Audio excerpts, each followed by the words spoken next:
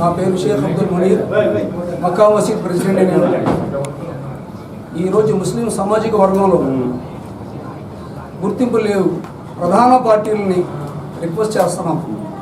34 స్థానాలు ఉత్తరాంధ్రలో ఉన్న ఎటువంటి స్థానం కల్పించలేదు. గత 30 ఏళ్లుగా చెప్పాలంటే 72లో దీన్ గారికి అవకాశం ఇచ్చారు, మెజార్టీతో గెలిచి చూపించారు.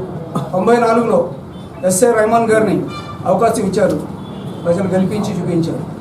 30 ఏళ్ళు అయింది ఈ రోజు వరకు. ఈ యొక్క సామాజికం నుంచి ప్రతిసారి ఇదే సమస్యలు జరుగుతున్నాయి. మమ్మల్ని గుర్తింపు లేకుండా ఒక పక్కన పెట్టేశారు. ఈరోజు మేము 2వ స్థానంలో ఉన్నాం.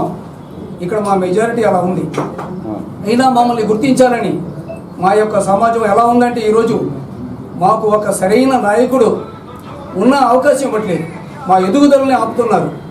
అవకాశం కల్పించి ముస్లిమ్స్ యొక్క సమస్యలని దూరం చేయాలని ప్రతిసారి ఎలక్షన్స్లో కోరడం జరుగుతుంది.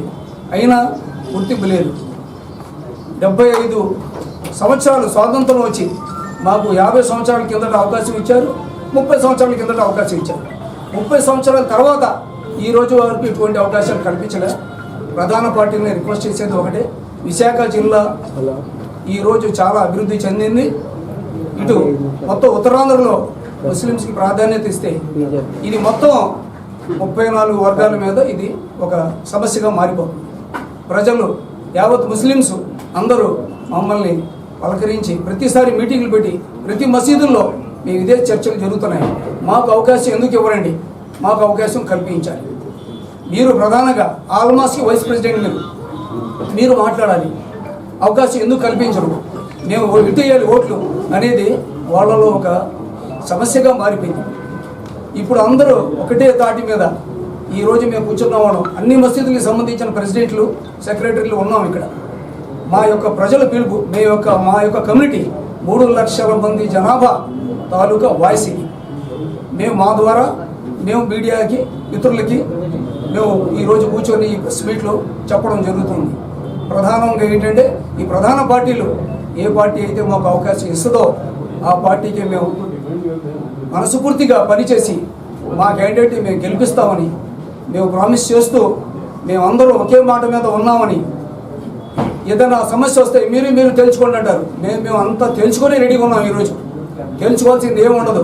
తెలుసుకోవాల్సింది ఇప్పుడు ఎవరైతే మాకు అవకాశం ఇస్తారో వాళ్ళకే మేము ఈరోజు ఆ పట్టం కట్టిస్తామని వాగ్దానం చేస్తూ సెలవు తీసుకున్నాం. నేను మస్జిద్ ఫిర్దౌస్ ప్రెసిడెంట్గా మాట్లాడుతున్నానండి. ఈరోజు ముఖ్య ఉద్దేశం ఈ మీటింగ్ పెట్టడానికి, ఉత్తరాంధ్రలో జరుగుతున్న అన్యాయం ఏంటంటే మా ముస్లిం మైనారిటీ కమిటీకి ఏ పార్టీ సరైన గుర్తింపు ఇవ్వట్లేదండి.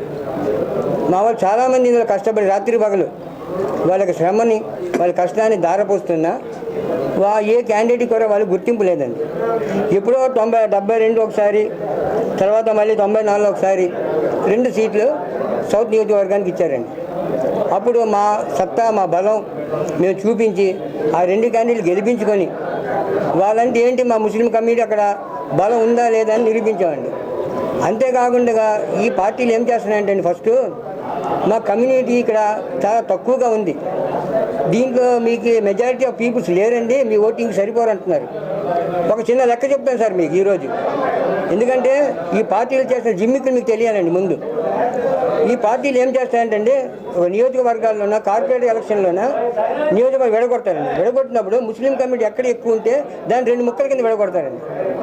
విడగొట్టి దాంట్లో మేము లేనట్టు చూపిస్తారండి. చిన్న ఉదాహరణ ఏంటంటే విశాఖపట్నం సిటీ మొత్తంలోనే మీకు 110 నుంచి 120 మసీదులు ఉన్నాయండి మాకు, చిన్న పెద్ద కలుపుకొని. మ్యాక్సిమం ఒక మసీదు ఒక శుక్రవారం కూడా 1500 నుంచి 2000 మంది నమాజ్కి హాజరవుతారండి. ఓన్లీ మగవాళ్ళు మాత్రమేనండి. ఇది 2000 మంది నుంచి ఆ ఇంట్లో 4 ఉంటే 8000 మంది అవుతారండి అక్కడ. అంటే దగ్గర 80,000 మంది అక్కడ తేలుతామండి మేము.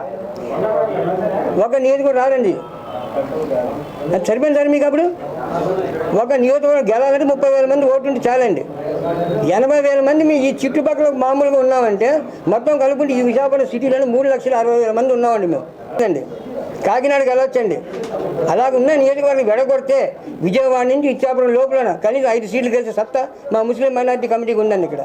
కాబట్టి ప్రతి పార్టీ దీన్ని గుర్తించి 1 నుంచి 2 సీట్లు కానీ, ఒక ఎమ్మెల్యే ఎంపీ సీటు కానీ మినిమం 4 సీట్లు లేదు 5 సీట్లు లేదు, అట్లీస్ట్ మా విశాఖపట్నం సిటీలో కానీ కంపల్సరీ సీట్ ఇస్తేనే ఈసారి ఆ పార్టీలకు మేము మనస్ఫూర్తిగా పనిచేస్తాము. లేదంటే అలాగని ఈ పార్టీ ఇచ్చింది ఆ పార్టీ ఇస్తే కాదండి. ఏ పార్టీ అయితే మాకు మొదటిగా ప్రయారిటీ ఇస్తారో ఆ పార్టీకి మేము ఫస్ట్ కష్టపడి పనిచేస్తాము.